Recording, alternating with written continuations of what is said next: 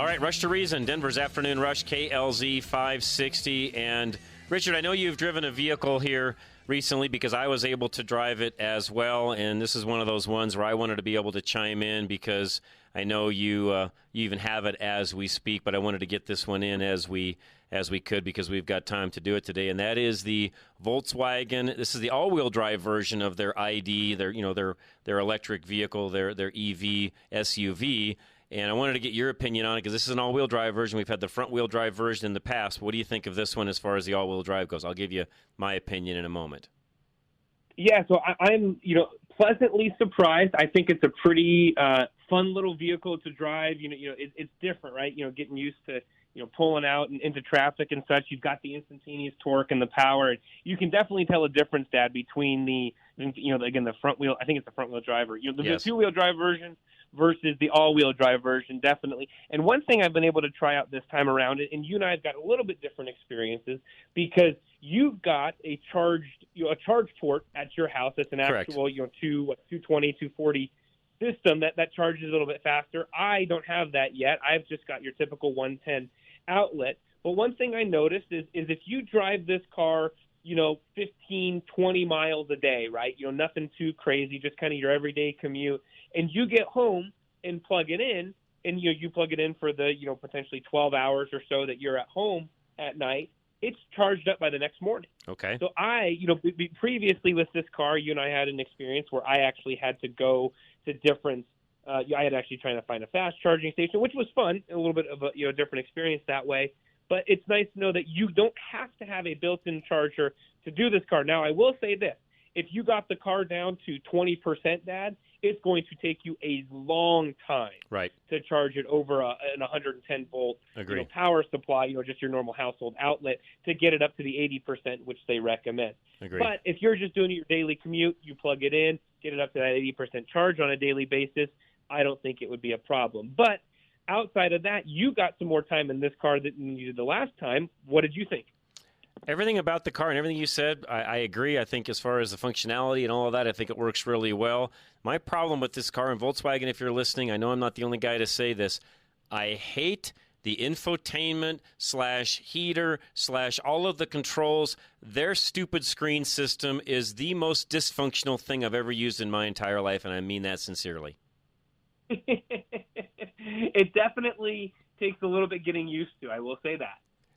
And here's the thing that I don't like about it. I agree with you, and I think the more you use it, probably the more familiarity you have with it. But if you put somebody in it that's never driven it before and they don't know all of the inner workings of it, it is a huge distraction while you're driving trying to even figure out how to change the heater controls.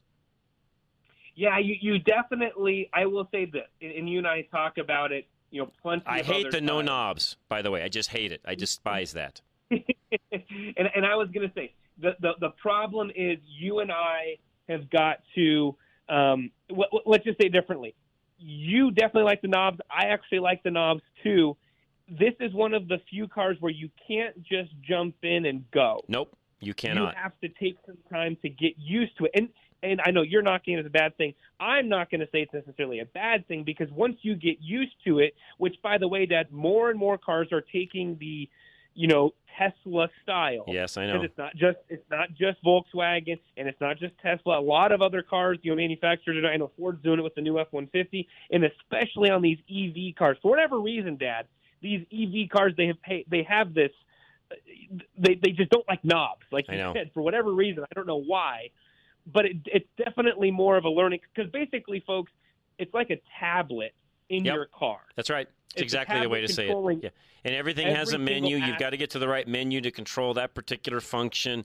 And again, it's fine after you've learned how to use it and all that, it might be better. But when you're just first hopping in and trying to figure out, even just how to adjust the temperature or change the, really quick too, another thing I hate about this car is even the functionality of how they work the radio, it's very difficult to even go to the station you want without going through their myriad of menus to get there in the first place. Just give me a stinking dial I can turn to the station. That's all I want.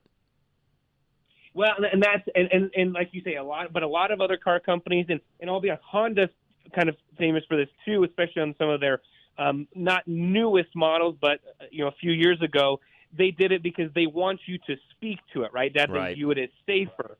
And so that's partly where this, that they get you into a little bit of trouble in this regard.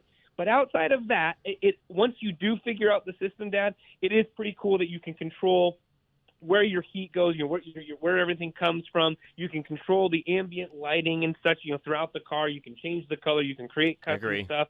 You can see different cars. You can actually see, what the safe following distance is in the little. It's not even a heads-up display. It's just kind of what they would define as your gear cluster, right, Dad, kind of in front of you in that regard. Mm-hmm. And so there are some cool things, and I think that they will only get better. But let's be honest, that this is kind of the future, right? These cars aren't going away anytime soon.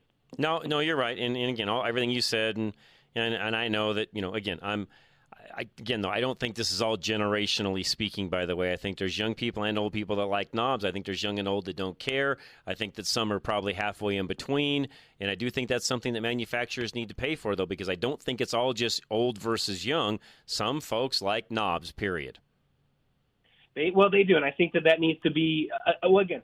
If I were these companies, I would take that into adjustment. And I know a lot of electric car people are going to yell at us and say, "Well, you guys need to get with the times." And again, folks, if you want people to adapt, right, got to make it easy for them. Your car, that's right. Then you've got to make it easy. You can't make it this great barrier, because some people, Dad, that will completely eliminate them from buying that car. I know. I'm with you. So anyways, if that's something you're interested in, it is a all-electric vehicle.